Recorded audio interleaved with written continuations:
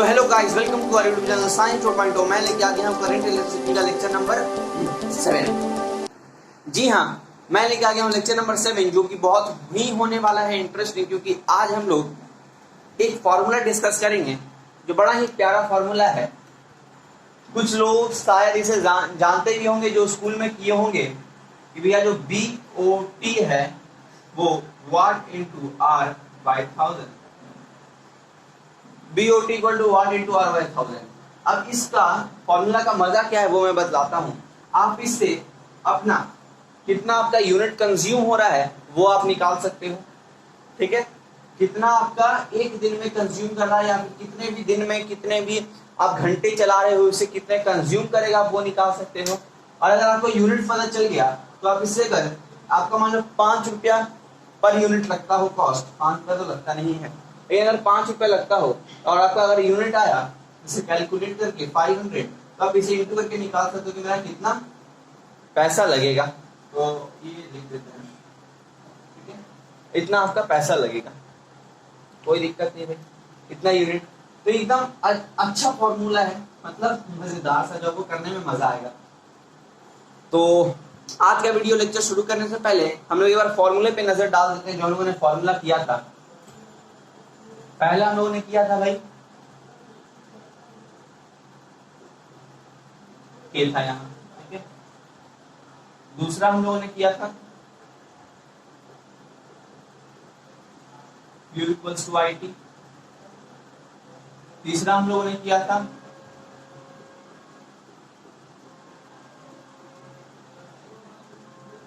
ये दोनों बोलो या एक बोलो, बात एक ही। यहाँ पे EMF भी लगा दोगे तो एक ही आ जाएगा, ठीक है। V इक्वल टू IR हम लोगों ने किया था, और क्या किया था हम लोगों ने, E equal to I by R1 plus R।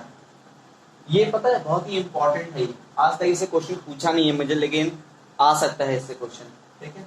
इसका मैंने रिलेशन भी बताया था, इसका डेरिवेशन भी बताया था, डेरिवेट कैसे किए हम लोग, तो इसे जरूर से करके जाना एग्जाम में, ठीक है।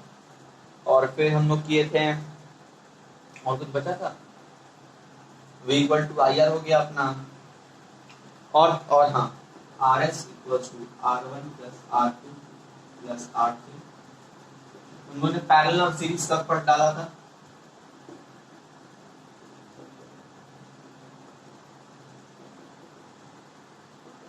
ठीक है। और कुछ हम लोगों ने ज्यादा कुछ किया नहीं, बस यही 7 फॉर्मूले किए हैं अब तक। और आज एक नया फॉर्मूला दे रहा हूं मैं क्या दे रहा हूं, मतलब बुक में लिखा हुआ है वो आज मैं पढ़ाने वाला हूँ। तो वाट इंटू आर बाई 1000, जो आज ये डिस्कस होगा।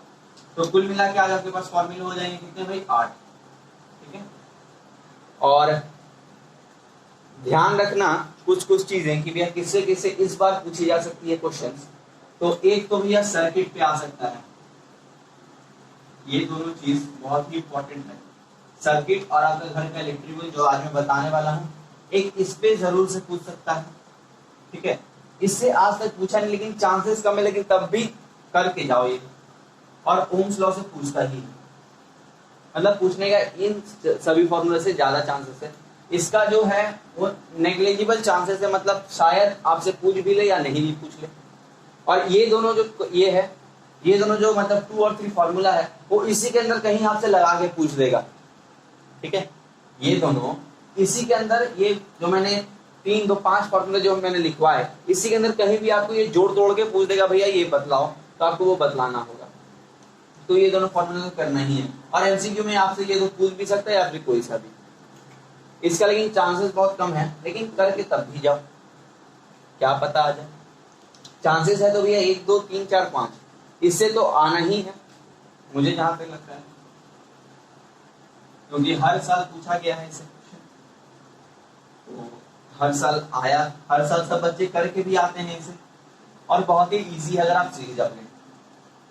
लेकिन उसके पहले जो मैंने पिछले वीडियो में कराया था भैया, मैंने हीटर का वर्किंग प्रिंसिपल करा दिया था, और किसका कराया था वर्किंग प्रिंसिपल, हीटर का कराया था, आयरन का कराया था, और एक बल्ब बचा हुआ था अपने पास।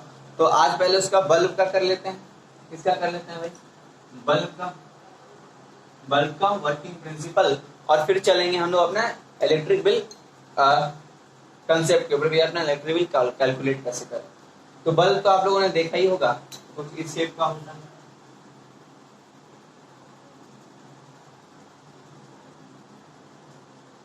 जो आम बल्ब होता है इसी शेप का होता है बल्ब। तो इसी का जो वर्किंग प्रिंसिपल के लिए काम कैसे करता है वो अभी मैं बतला देता हूं और उसे फिर समझ भी लेंगे, ठीक है। तो शुरू करते हैं। मैंने भाई यहाँ पे बल्ब का लिख दिया है, बल्ब का मैंने यहाँ वर्किंग प्रिंसिपल लिख दिया है। ये भी पढ़ा है हीट, मैंने जो हीटर पढ़ाया था और इसकी तरह आयरन की तरह, मगर ये भी बहुत सिंपल है। जैसे मैंने उसमें एक्सप्लेन कर दिया, आप उसे अपने लैंग्वेज में लिख सकते थे, ये भी आप अपने लैंग्वेज में इजीली लिख पाओगे, ठीक है। तो एक बार मैं एक्सप्लेन कर देता हूँ, फिर देखना भैया ये हलवा बन जाएगा एकदम। तो पढ़ते हैं। हाँ, मैं पहले तो मैं पढ़ के एक बार बतला देता हूँ ताकि आपको कॉपी करने में एकदम कंफर्ट हुआ, मतलब आप कॉपी कर सको, क्योंकि हैंड राइटिंग मुझे भी पता है बहुत ही बेगैरत किस्म की हैंड राइटिंग है, लेकिन कोई बात नहीं, मैं एक बार पढ़ देता हूँ, ठीक है, और आप उसे कॉपी कर लेना। The practical application of heating, the practical application of heating affect is electric current is best demonstrated in electric lamp। ये आप चाहे लिखो चाहे मत लिखो, इतना से इतना लिखो, ये आपके ऊपर मैं छोड़ता हूँ। अभी तक मैंने जहां से जहां पढ़ा हुआ, चाहे लिखो चाहे मत लिखो, लेकिन मैंने ये लिख दिया ताकि थोड़ा स्टार्टिंग जो वे है वो बढ़िया रहे। Two thick conducting wire are inserted in a sealed glass bulb. Two thick conducting wire are inserted in a sealed glass bulb. A long filament made of tungsten is attached to the two ends of the wires.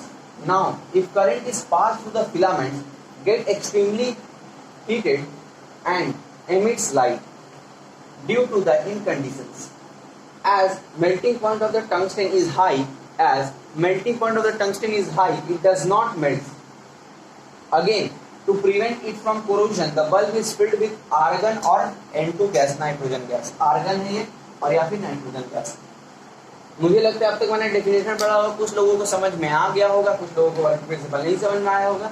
तो जिन लोगों को समझ में आए, चाहे समझ में आए, मेरा फिर से एक बार आप समझिए मैं क्या बोल रहा हूँ। तो पहला तो यहाँ से यहाँ तक एकदम बकवास भरा हुआ है। बोला है the practical application of heating affect, जो practical application of heating affect of electric current जो हम लोगों ने पढ़ा था, वो I2RT वाला, is best demonstrated in electric bulb. Electric lamp पे वो अच्छा आपको देखने को मिलेगा। इलेक्ट्रिक लैंप लिख दो या बल्ब लिख दो। अब यहाँ से जो है मेन वर्किंग प्रिंसिपल है, तो यहाँ से पढ़ता हूँ मैं। Two thick conducting wire is inserted in a sealed glass bulb.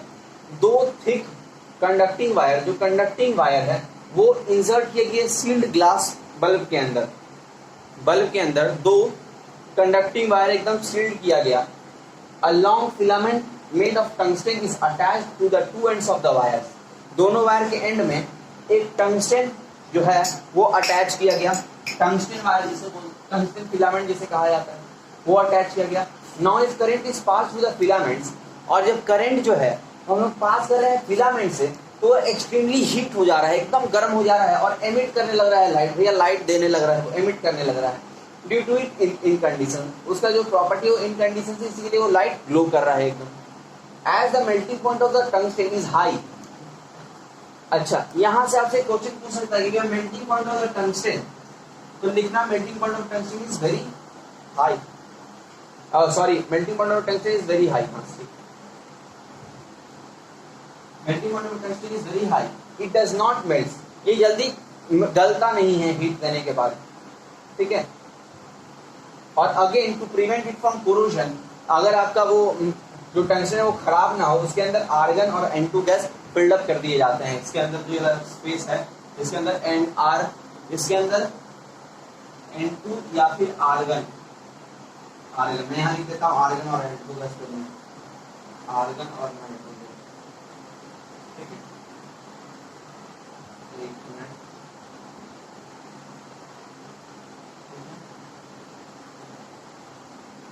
Come corrosion, कोई दिक्कत नहीं भाई। बोल रहा है सीधी सी बात कि जब मैंने बल्ब में दो हम लोगों ने अटैच किया कंडक्टिंग वायर और उसके संग एक टंगस्टन हम लोगों ने बांध दिया, और जब करंट हम लोग अप्लाई किए तो टंगस्टन हीट होने लगा और वो लाइट एमिट करने लगा। और जैसा कि हम लोगों को पता है कि जो टंगस्टन है उसका मेल्टिंग पॉइंट बहुत ही कम है, बहुत ही मतलब हाई है, मेल्टिंग पॉइंट के लिए उसको बहुत ही ज्यादा है, मैंने पहले गलत बोल दिया, कम है, मेल्टिंग पॉइंट उसका ज्यादा है, तो उसको मेल्ट होने में ज्यादा एनर्जी, ज्यादा टेम्परेचर चाहिए, और उतना टेम्परेचर उसको मिलता नहीं है ताकि वो मेल्ट हो जाए।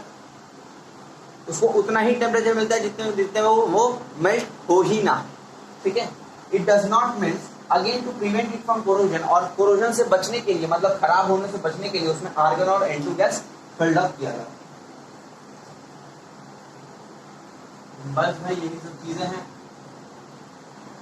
जो आपको जाननी है।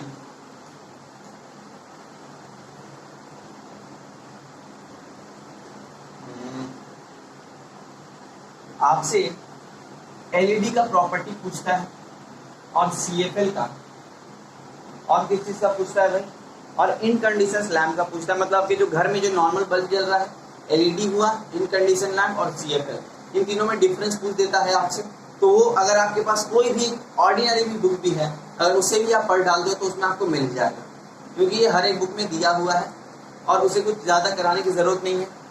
बस जान लो, कुछ कुछ चीजें मैं बता देता हूँ। जैसे CFL जो है वो थोड़ा पावर ज्यादा कंज्यूम करता है एलईडी के मुकाबले, ठीक है।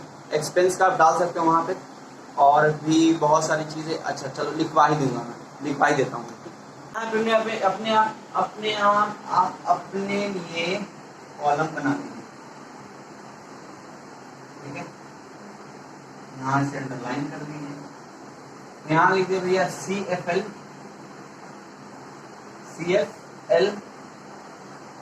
ठीक है। यहाँ लिख दीजिए LED, यहाँ लिख दीजिए आप इनकंडीशन।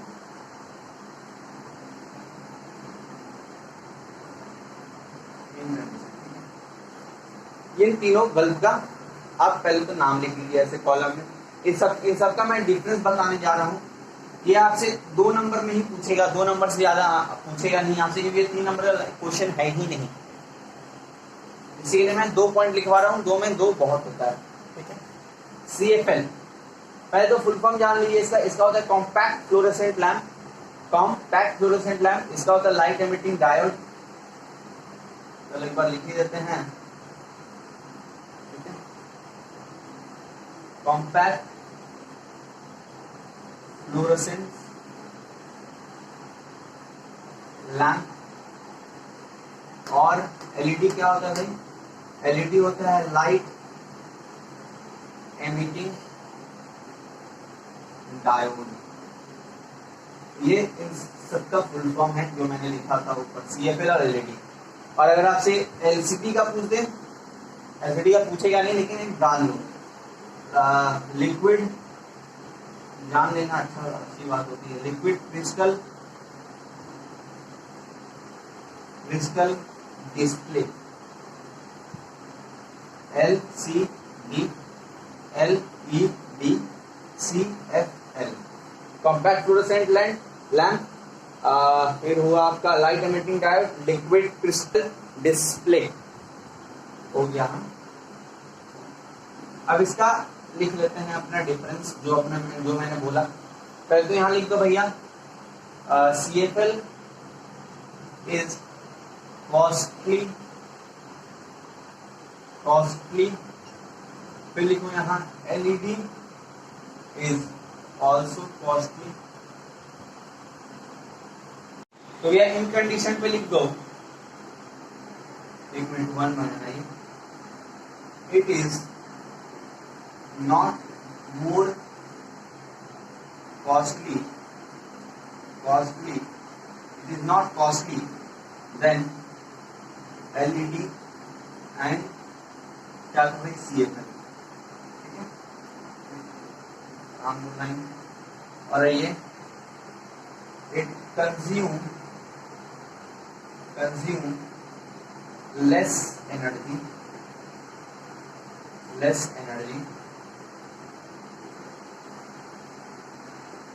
it consume ऑल्सो कंज्यूम लिखते हैं, ऑल्सो कंज्यूम लेस एनर्जी, यहाँ लिख दो it consume and more energy than LED and CFL। ठीक है, हो गया भाई ये डिफरेंस मैंने बता दिया आप लोगों को कि भाई जो ये दोनों है ये थोड़ा सा कॉस्टली ज्यादा है लेकिन ये कम कॉस्टली है, और ये लेस एनर्जी कंज्यूम करता है, ये भी लेस एनर्जी कंज्यूम करना। आपको इन दोनों के लिए पैसे कम देने होंगे, आपको इसके लिए पैसे ज्यादा देने होंगे भाई। तो ये मतलब वन टाइम इन्वेस्टमेंट है, और ये अगर आप ले लोगे थोड़ा बाद में आपको एक्सपेंस करना पड़ेगा। तो अभी तो खैर एलईडी का जमाना है, सब एलईडी ही करते हैं। तो हो गया सबका डिफरेंस।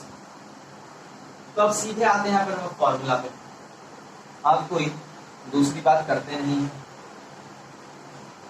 फॉर्मूला मैं लिखवा दे रहा हूं।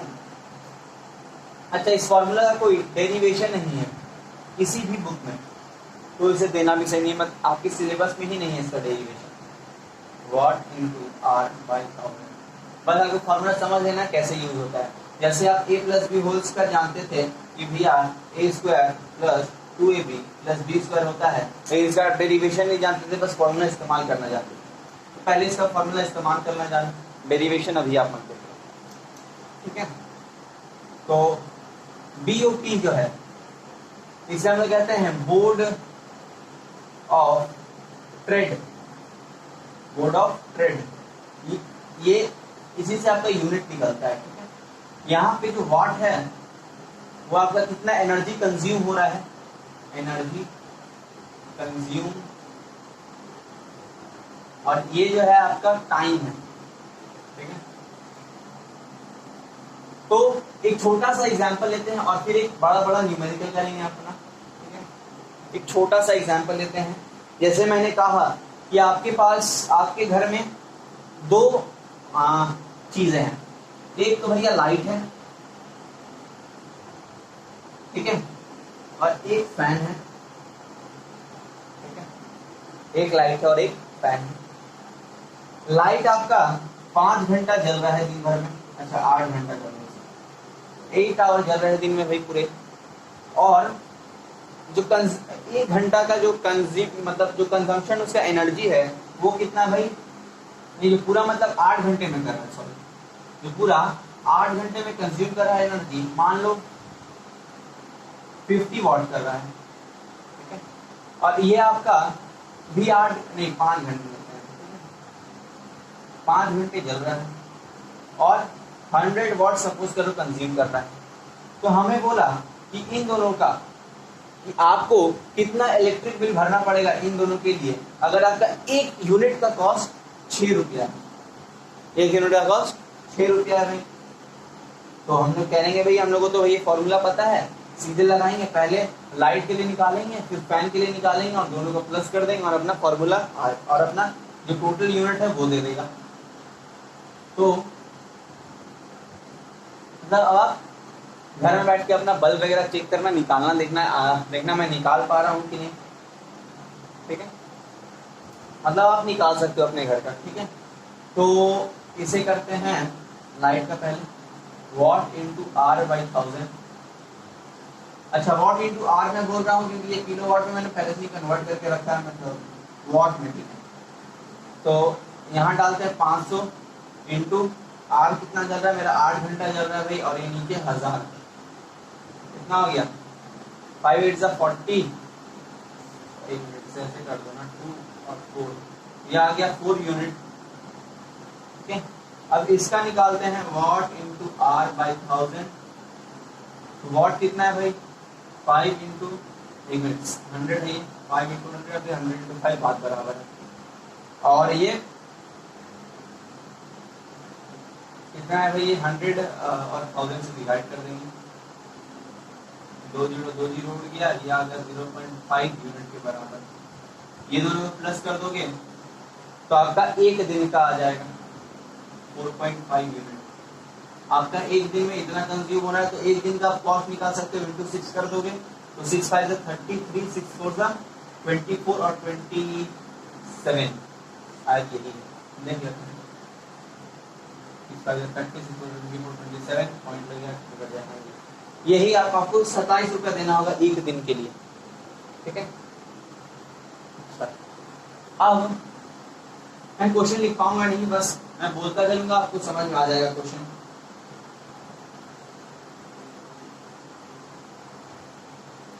तो एक क्वेश्चन देता हूं मैं, जैसे मान लो आपके पास एक फ्रिज है, रेफ्रिजरेटर,